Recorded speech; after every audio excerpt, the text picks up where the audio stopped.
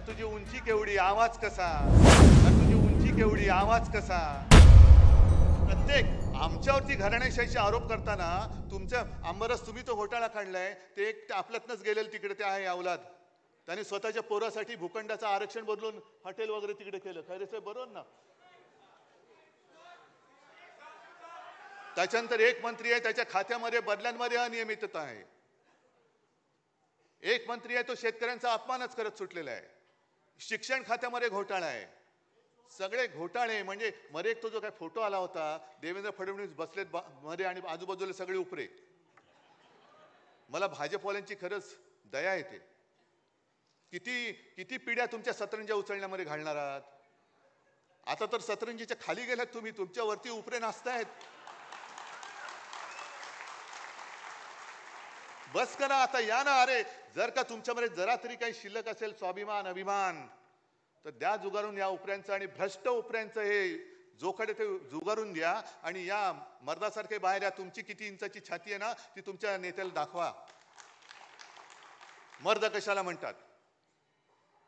पण भ्रष्टाचाराच्या बातम्या येऊ द्यायच्या नाहीत.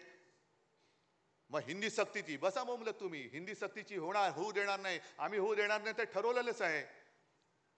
पण त्याच्यामध्ये झगडत ठेवायचं. बटेंगे तो कटेंगे. मग त्याच्यामध्ये पुन्हा मराठा मराठेतर हे भांडण लावून ठेवायचं.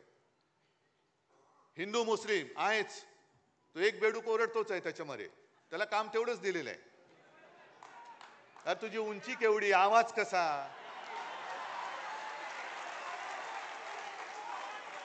म्हणजे उंची पेंग्विनची, चाल बदकाची, आवाज कोंबडीचा.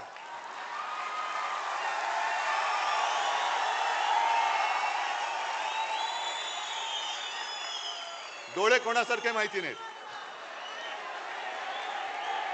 तो जीव काय, बोलतोस काय, पार्श्वभूमी काय तुझी, वडिलांची पार्श्वभूमी काय, आणि आमच्यावरती बोलतोस.